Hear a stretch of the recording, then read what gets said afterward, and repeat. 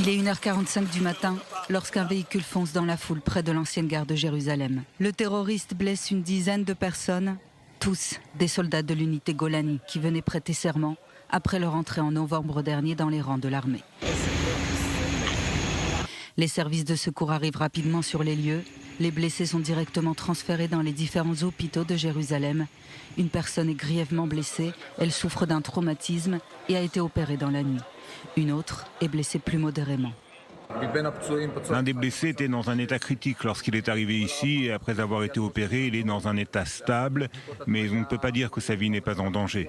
4 autres personnes devraient sortir de l'hôpital plus tard dans la journée. Selon la police, le conducteur du véhicule a fui les lieux et les forces de sécurité israéliennes sont activement à sa recherche. Un incident qui survient dans un contexte de tension accrue après le dévoilement du plan de paix de Donald Trump pour résoudre le conflit israélo-palestinien. Tsahal est en état d'alerte maximum depuis, notamment au vu de la situation dans le pourtour de la bande de Gaza. Dans la nuit de mercredi à jeudi, Tsahal a répliqué aux obus de mortier tirés dans la soirée. Des avions de combat ont visé des cibles souterraines du Hamas dans la bande côtière. Mais ce n'est pas la seule menace sur le sud. Des ballons incendiaires ou dotés d'engins explosifs ont été envoyés depuis Gaza vers le territoire israélien. Face à ces envois répétés, le gouvernement a décidé de réduire la zone de pêche de 15 à 10 000 nautiques au large de la bande de Gaza. Et ce, jusqu'à nouvel ordre. Des populations du sud empruntent au désarroi.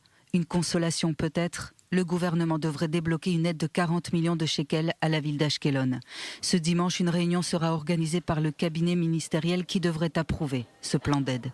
Objectif, aider à la restauration des abris anti-bombes, à la création d'un réseau de caméras de sécurité et fournir des fonds supplémentaires pour les services de soutien psychologique. Autre incident, plus tôt dans la journée de mercredi, un Palestinien a lancé un cocktail Molotov sur des soldats israéliens à Hébron.